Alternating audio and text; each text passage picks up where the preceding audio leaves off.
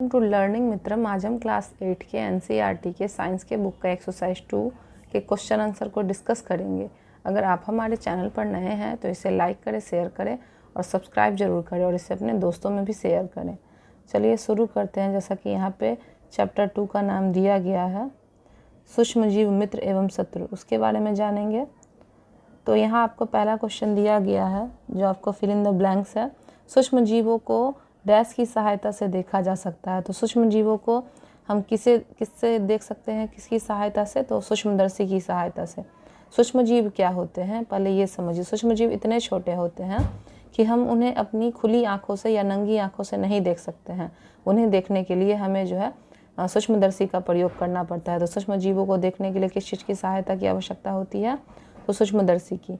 दूसरा क्वेश्चन है नीले हरे शैवाल वायु से डैश का स्थिरीकरण करते हैं जिससे मिट्टी की उर्वरता में वृद्धि होती है। तो यहाँ हो जाएगा नीले हरे शैवाल वायु से क्या करते हैं? नाइट्रोजन का स्थिरीकरण करते हैं जिससे मिट्टी की उर्वरता में क्या होती है? तो वृद्धि होती है। तीसरा क्वेश्चन है कि अल्कोहल का उत्पादन डैश नामक सूक्ष्मजीव की सहायता से किया जाता है। मतलब अल्कोहल बनाने के लिए किस सूक्ष्मजीव की सहायता ली जाती है? तो जो अल्कोहल है यानी कि शराब, उसको बनाने के लिए जो है आपको यीस्ट की सहायता लेनी पड़ती है। यीस्ट एक प्रकार का खमीर होता है जिसका उत्पादन अल्कोहल और डबल रोटी यानी कि ब्रेड बनाने में किया जाता है। जो मैदे को गूंदा जाता है तो उसमें अगर यीस्ट डाल दिया जाता है तो मैदे का आकार जो है वो दोगुना हो जाता है, जिसके कारण जो है डबल रोटी या ब्रेड जो है वो बन पाती है। हैजा किसके द्वारा होता है? तो हैजा जो है वो जीवाणुओं के द्वारा होता है। हैजा क्या है? तो वो एक जीवाणु जनित रोग है। आगे बढ़ते हैं जिसमें आपको 4 ऑप्शन दिए गए हैं, उसमें से एक चुनना है कि यीस्ट का उपयोग निम्नलिखित के उत्पादन में होता है। अभी हमने पढ़ा है कि यीस्ट का उपयोग किस में होता है? चीनी, अल्कोहल, हाइड्रोक्लोरिक अम्ल या ऑक्सीजन। तो यीस्ट का उपयोग किस में होता है? तो इसका ऑप्शन हो जाएगा 2, अल्कोहल बनाने में किया जाता है। उसके बाद है निम्नलिखित में से कौन सा प्रतिजैविक है? 1 सोडियम बाइकार्बोनेट, 2 स्ट्रेप्टोमाइसिन या 3 अल्कोहल या फिर 4 यीस्ट। तो इसका जो ऑप्शन हो जाएगा वो हो जाएगा ख का दूसरा हो जाएगा स्ट्रेप्टोमाइसिन के द्वारा जो है यह क्या है? तो एक प्रकार का प्रतिजैविक है। तीसरा क्वेश्चन है मलेरिया परजीवी किसका वाहक है? पहला मादा एनोफ्लीज मच्छर का, दूसरा कॉकरोच का, तीसरा घरेलू मक्खी का या चौथा तितली का। तो मलेरिया जो है वो किससे होता है? मादा एनोफ्लीज मच्छर के काटने से होता है। इसका ऑप्शन हो जाएगा 1 मादा एनोफ्लीज मच्छर। संचरणीय रोगों का मुख्य कारक क्या होता है? 1 चींटी, 2 घरेलू मक्खी, तीसरा ड्रैगन मक्खी या चौथा मकड़ी। तो इसका जो ऑप्शन है वो हो जाएगा 2 घरेलू मक्खी के कारण जो है आपको संचरणीय रोग होता है। इसका कारण क्या है कि जैसे हम कोई भी सामान बाहर से खरीदते हैं खाने पीने वाला, वो मिठाई हो या खुले में कोई सामान अगर बिक रहा हो, समोसा वगैरह हो, तो वो मक्खियाँ क्या करती हैं? इन पर बैठ जाती हैं। और हम तो जानते हैं कि मक्खियाँ बहुत सारी गंदगी पे भी बैठती है और वहाँ से उड़कर जब यह इन मिठाइयों पर आती है और जब हम इसका सेवन करते हैं तो हमें जो है संचरणीय रोग हो जाता है। तो संचरणीय रोगों का मुख्य कारण क्या हो जाएगा? घरेलू मक्खी। ब्रेड अथवा इडली फूल जाती है, इसका कारण क्या है? उष्णता, पीसना, यीस्ट कोशिकाओं की वृद्धि या माढ़ने के कारण। तो अभी हमने पढ़ा था और जाना था कि ब्रेड किससे फूल जाता है? तो यीस्ट डालने से। तो इसका ऑप्शन कौन हो जाएगा? ब्रेड और इडली फूलती है किससे? यीस्ट कोशिकाओं के द्वारा। ऑप्शन 3 इसका हो जाएगा। उसके बाद है चीनी को अल्कोहल में परिवर्तित करने के प्रक्रम को क्या कहते हैं? मतलब चीनी को जब अल्कोहल में बदल दिया जाता है तो यह चीज़ क्या कहलाती है? पहला नाइट्रोजन स्थिरीकरण, दूसरा मॉडलिंग, तीसरा किण्वन या चौथा संक्रमण। तो इसका जो आंसर हो जाएगा वो हो जाएगा किण्वन। ये चीनी को अल्कोहल में परिवर्तित करने के प्रक्रम को किस नाम से जानते हैं? तो यह जो है किण्वन प्रक्रिया के नाम से जानी जाती है। उसके बाद है आगे आपको कॉलम 1 और कॉलम 2 दिया गया है जिसमें आपको मिलान करना है। इसमें जो है जीवाणु यह क्या हो जाएगा? तो जीवाणु जो है वो क्या है? हैजा का कारक है। अभी हमने ऊपर भी पढ़ा है कि जो जीवाणु है वो किसका कारक होता है? तो हैजा का। उसके बाद राइजोबियम कहाँ पाए जाते हैं? राइजोबियम आपको पहले पता होना चाहिए कि होते क्या हैं। तो वो जो दलहनी पौधे होते हैं, दाल वाले, मटर हो गए, दाल हो गए, और ये इन सारे पौधों में जो है ये गांठें पाई जाती हैं, इनको ही राइजोबियम कहा जाता है। और ये असल में किस चीज़ की गांठें होती हैं? तो नाइट्रोजन के स्थिरीकरण की। तो इसका ऑप्शन हो जाएगा राइजोबियम का पहला। लैक्टोबैसिलस क्या होता है? लैक्टोबैसिलस जो है आपने पहले भी पढ़ा होगा कि ये जो है अक्सर दूध और दही में पाया जाता है। तो लैक्टोबैसिलस का एग्जाम्पल क्या हो जाएगा? दही का जमना। कभी कभी आपको यहाँ पे दूध भी दिया रहेगा, तो ये आप दूध और दही दोनों मार सकते हैं ऑप्शन। यीस्ट क्या है? तो इसमें से जो ऑप्शन हो जाएगा वो क्या हो जाएगा? यीस्ट एक प्रकार का क्या है? तो यीस्ट जो है वो ब्रेड की बेकिंग की प्रक्रिया है। यीस्ट का प्रयोग हम लोग किस में करते हैं? ब्रेड की बेकिंग में। जैसे मैदे से ब्रेड बनाया जाता है, तो मैदे को यीस्ट को क्या किया जाता है? पानी में डालकर थोड़ी देर छोड़ दिया जाता है, उसके बाद इस मैदे में मिलाकर सान दिया जाता है। इसका आकार जो है वो दुगना हो जाता है, इसी से जो है ब्रेड तैयार किया जाता है। एक प्रोटोजोआ क्या है? तो एक प्रोटोजोआ जो है वो हो जाएगा मलेरिया का कारक। एक प्रोटोजोआ क्या हो जाएगा? तो यह एक मलेरिया का कारक हो जाएगा। एक विषाणु क्या है? तो एक विषाणु जो है वो एड्स का कारक होता है। एक विषाणु किसका कारक है? तो वो एड्स का कारक है। अब हमने ये समझ लिया, तो हम आगे बढ़ते हैं क्वेश्चन की तरफ। क्वेश्चन नंबर 4 दिया गया है, क्या सूक्ष्मजीव बिना यंत्र की सहायता से देखे जा सकते हैं? यदि नहीं तो वो कैसे देखे जा सकते हैं, इसके बारे में बताइए। तो हमने अभी जाना था ऊपर जब हम पढ़ रहे थे क्वेश्चन की, सूक्ष्म जीवों को हम खुली या नंगी आंखों से नहीं देख सकते। ये इतने छोटे होते हैं कि हम बिना इन्हें सूक्ष्मदर्शी की सहायता से नहीं देख सकते, क्योंकि सूक्ष्म जीव आकार में क्या होते हैं? बहुत छोटे होते हैं। इसीलिए हमें सूक्ष्म जीवों को देखने के लिए सूक्ष्मदर्शी नामक यंत्र की सहायता लेनी पड़ती है।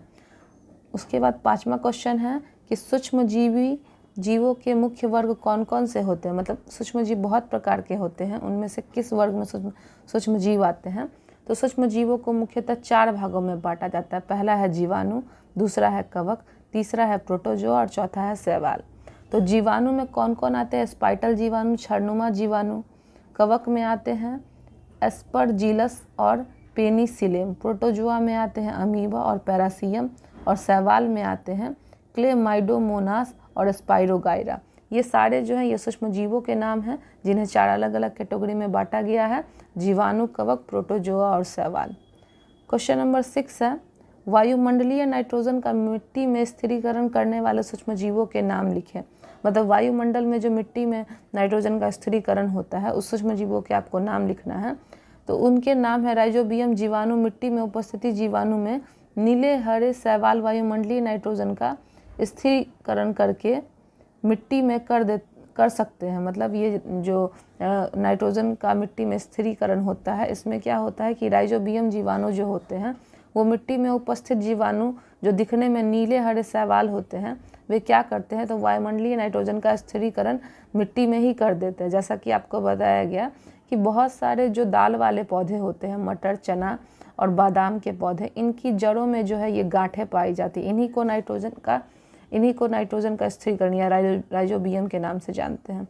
तो दाल वाली पौधों के साथ गेहूं का पौधा रोप दिया जाता है, जिससे कि इन पौधों के द्वारा इनको आराम से जो है नाइट्रोजन मिल जाता है। ऐसा इसलिए किया जाता है क्योंकि गेहूं के पौधों में नाइट्रोजन नहीं पाया जाता, इसीलिए इन्हें दाल वाली पौधों के साथ बोया जाता है ताकि इनको नाइट्रोजन मिल सके। यही होते हैं नाइट्रोजन स्थिरीकरण। उसके बाद आगे जानेंगे क्वेश्चन नंबर 7, हमारे जीवन में उपयोगी सूक्ष्म जीवों के बारे में 10 पंक्ति लिखें। कुछ में सूक्ष्म जीव ऐसे होते हैं जो हमारे लिए सहायक भी होते हैं और कुछ जो है हानिकारक भी होते हैं। तो सहायक जो होते हैं उनमें हमने जाना यीस्ट, जो ब्रेड बनाने में भी काम आते हैं। तो जो 10 उपयोगी सूक्ष्म जीव हैं उनके बारे में चलिए जानते हैं। पहला है, जीवाणु का इस्तेमाल जो है ब्रेड, दही एवं केक आदि बनाने में किया जाता है। यीस्ट का प्रयोग जो है वो ब्रेड, दही और केक बनाने में किया जाता है, जिसमें ये फर्मेंटेशन लाते हैं। अगर हम इडली बनाते हैं तो उसमें भी फर्मेंटेशन लाने का कौन काम करते हैं? तो ये जीवाणु यानी कि यीस्ट करते हैं। ब्रेड बनाने में भी, दही बनाने में भी और केक बनाने में भी, जिनसे इनका आकार जो है वो दुगना हो जाता है। दूसरा है, ये किण्वन अथवा फर्मेंटेशन में सहायक होते हैं। किण्वन की प्रक्रिया हमने ऊपर जाना कि चीनी से जो अल्कोहल बनाया जाता है उससे हम किण्वन की प्रक्रिया करते हैं। फर्मेंटेशन जैसे इडली को बनने के लिए आप अपने घर में देखें कि आपकी माँ जो है जब भी इडली बनाती होगी तो उसे वो कुछ घंटे के लिए या 1 दिन के लिए या ओवरनाइट के लिए पूरा छोड़ देती है। तो उस बैटर को पीस के जो ओवरनाइट छोड़ा जाता है उसमें फर्मेंटेशन के लिए छोड़ा जाता है, ताकि इसका आकार जो है वो दुगना हो जाए और इडली जो है वो हल्की हल्की बने। यही होता है फर्मेंटेशन। उसके बाद है तीसरा, ये अल्कोहल, शराब और एसिटिक एसिड बनाने में भी सहायक होते हैं। मतलब ये सूक्ष्मजीव क्या करते हैं, अल्कोहल, शराब और एसिटिक एसिड बनाने में हमारी सहायता करते हैं। चौथा है, ये मनुष्य तथा जंतुओं को बीमारी से बचाने में भी उपयोगी होते हैं। कुछ सूक्ष्मजीव ऐसे हैं जो मनुष्य और जंतुओं को बीमारी से बचाते हैं। पाँचवा है, पर्यावरण को स्वच्छ और संतुलित रखने में भी इन सूक्ष्मजीवों का भी इस्तेमाल किया जाता है। छठा है, जीवाणुओं का प्रयोग औषधि दवा बनाने में किया जाता है। कुछ सूक्ष्मजीव ऐसे होते हैं जिनका प्रयोग दवा बनाने में भी होता है। सातवां है, ये कृषि में मृदा की उर्वरता में वृद्धि करने में भी सहायक होते हैं। मतलब ये क्या करते हैं, जितने भी सूक्ष्मजीव हैं ये कृषि यानी कि जब भी हम खेती करते हैं तो उसकी मिट्टी में उर्वरता बढ़ाने में सहायक होता है। जैसे मान लीजिए आपको पता होगा कि हम खेती कर रहे हैं तो उसमें जो है उर्वरता कब पाई जाती है, जब बहुत सारे पौधे उसमें गल जाते हैं, या फिर जिनको हम ह्यूमस के नाम से जानते हैं, वो सड़े गले पौधे इसमें मिट्टी में मिलकर जो है सूक्ष्मजीव का निर्माण करते हैं। वो सूक्ष्मजीव जो है इसमें उर्वरक बनाने का कार्य करते हैं, सड़कर और गलकर, जिसे हम ह्यूमस के नाम से जानते हैं। तो ये भी हमारे लिए सहायक है। टीका बनाने में भी इनका उपयोग होता है। अभी आप बखूबी जानते होंगे कि जिस समय कोरोना की शुरुआत हुई थी उस वक्त जो है कोरोना का टीका बनाने के लिए इसके डेड फॉर्म को डाला गया था टीके में। तो ये भी एक प्रकार का सूक्ष्मजीव हुआ। अचार, पनीर तथा अन्य खाद्य पदार्थों में भी उत्पादन में ये क्या होते हैं, सहायक होते हैं। जैसे कि अचार बनाने में हम उन्हें बहुत समय तक धूप में डालकर जो रखते हैं और उसमें खट्टापन आता है, तो ये सूक्ष्मजीवों के ही कारण आता है। और पनीर बनाने में भी और अन्य उत्पादन में भी, जैसे जैम वगैरह बनाने में भी। और 10वां है, ये पेड़ पौधों को रोगों से बचाने में भी उपयोगी होते हैं। तो सूक्ष्मजीव के इतने सारे फायदे हैं जो मनुष्य के जीवन में उपयोगी हैं। क्वेश्चन नंबर 8 है, सूक्ष्मजीवों द्वारा होने वाली हानियों का विवरण कीजिए। मतलब सूक्ष्मजीवों से जो हमें हानियाँ होती हैं इनके बारे में हम जानेंगे। तो सूक्ष्मजीव से होने वाली हानियाँ हैं, कुछ जीवाणु पौधे खाद्यान्नों को नष्ट कर देते हैं। मतलब कुछ सूक्ष्मजीव ऐसे हैं जो पौधे को नुकसान पहुंचाते हैं। दूसरा है, कुछ जीवाणु मनुष्य एवं पशुओं में रोग उत्पन्न करते हैं। जैसे मान लीजिए कोई आदमी अगर बसिया भोजन कर लेता है या एक्सपायर्ड मतलब खाना खा लेता है तो उससे जो है फूड पॉइजनिंग हो जाती है। तो ये जीवाणु क्या करते हैं, कभी कभी मनुष्य और पशुओं में रोग भी उत्पन्न करते हैं। तीसरा है, कुछ जीवाणु भूमि की नाइट्रोजन को नाइट्रोजन में बदलकर भूमि की उपजाऊ शक्ति कम कर देते हैं। मतलब अगर ज़्यादा मात्रा में इनका प्रयोग किया गया तो ये क्या करते हैं, नाइट्रोजन में बदलकर भूमि की उपजाऊ शक्ति को ह्रास कर देते हैं, कम कर देते हैं। कुछ कवक पौधों को संक्रमित करके उसमें रोग उत्पन्न करते हैं। हम देखते हैं कि बहुत सारे पौधों को जब लगाया जाता है तो उसमें से कोई पौधे सूख के गिर जाते हैं, गल जाते हैं, तो उसमें संक्रमित रोग हो जाता है, कवक लग जाता है, छोटा छोटा वाइट कलर का दाना जैसा या ब्लैक कलर का, तो उसे हम कवक बोलते हैं। वो पौधों को क्या करते हैं, सड़ा देते हैं। कुछ कवक दांत, खाद, खुजली जैसे चर्म रोग जो मनुष्यों में और जानवरों में भी देखे जाते हैं। कुछ कवक खाद्य पदार्थों को विषाक्तन बनाकर नष्ट कर देते हैं। जैसे भोजन में ये लग जाता है, ब्रेड में आपने देखा होगा हरा कलर का जो उगा रहता है, इसको भी हम कहते हैं कवक। तो ये भी ये भी क्या करते हैं, सूक्ष्मजीव हमारे लिए जो है वो खराबी करते हैं और हमारे स्वास्थ्य को भी नुकसान पहुंचाते हैं।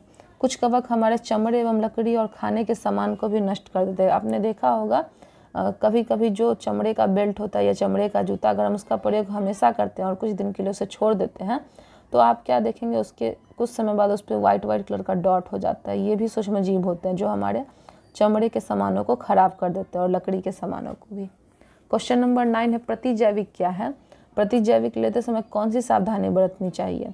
तो हम जानते हैं प्रतिजैविक किसे कहते हैं, ऐसी औषधि जो बीमारी पैदा करने वाले सूक्ष्मजीवों को नष्ट कर देते हैं या उनकी वृद्धि को रोक देते हैं, ये प्रतिजैविक यानी कि एंटीबायोटिक। प्रतिजैविक का इंग्लिश नाम है एंटीबायोटिक। यह तो हम आसानी से जानते हैं कि एंटीबायोटिक क्या होती है।